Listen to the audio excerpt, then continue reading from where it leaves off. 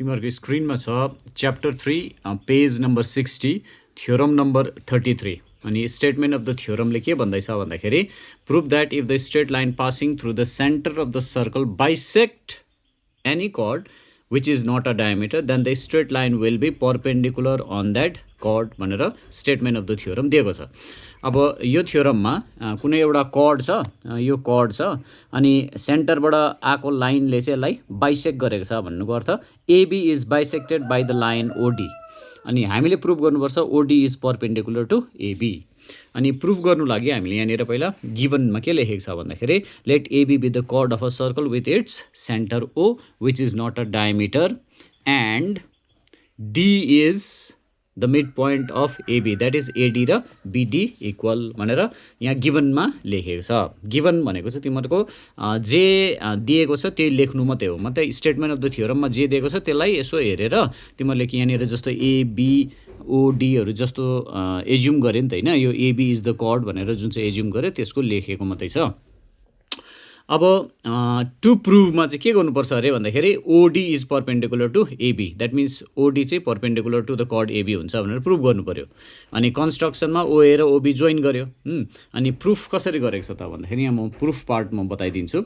यो एउटा सर्कल बनाएको छु मैले, सेन्टर अफ द सर्कल भएको, यो एबी कर्ड भएको, OD is perpendicular to AB चाहिँ हामीले प्रुभ गर्नु पऱ्यो अनि एडी र बिडी चाहिँ बराबर छ भनेर चाहिँ हामीलाई अलरेडी दिएको छ, भनेको छ ओडी बाइसेक्ट्स एबी भनेर भनेको छ। अनि यहाँबाट मैले ट्रायङ्गल निकाल्दाखेरि ओडिए यो ट्रायङ्गललाई यता लेखेँ मैले, उतापट्टिको ट्रायङ्गललाई यहाँ लेखेको छु। अब हामीले प्रुभ गर्नुपर्छ कि यो दुईवटा ट्रायङ्गल्स आर कङ्ग्रुएन्ट।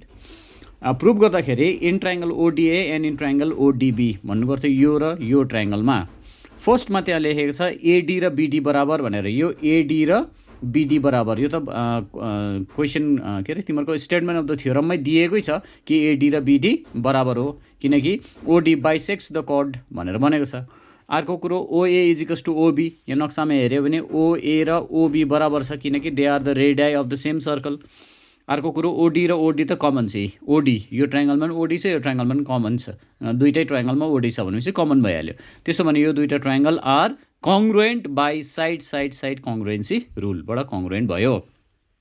कङ्ग्रुएन्ट हुनु बित्तिकै त्यसो भने त we can say that angle ODA equals to ODB, यो दुईवटा एङ्गलहरू इक्वल छ भनेर हामीले भन्नु सक्छ। बाई सिपिसिटी भनेको चाहिँ करस्पोन्डिङ पार्ट्स अफ कङ्ग्रुएन्ट ट्रायङ्गल भनेर लेखेको है, यो सिपिसिटी लेखेको छ, फुल फर्म भन्दा चाहिँ करस्पोन्डिङ पार्ट्स अफ कङ्ग्रुएन्ट ट्रायङ्गल।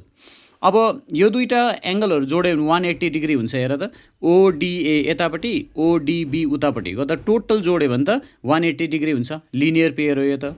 अनि ओडिए र ओडिबी त बराबर हो, त्यसो भने ओडिए यतिकै राख्यो, ओडिबीलाई चाहिँ फेरि ओडिए नै लेख्यो, यहाँ माथिबाट ओडिबी नलेखेर ओडिए नै लेख्यो भने ओडिए कतिवटा हुन्छ, दुईवटा ओडिए भनेपछि ओडिए कसरी निकाल्छ भन्दा 180 डिभाइडेड बाई 2 गर्दा 90, द्याट मिन्स ओडिए 90 डिग्री भनेको चाहिँ ओडिए 90 यतापट्टिको 90 भनेपछि उता 90 नै हो, that is why OD is perpendicular to AB.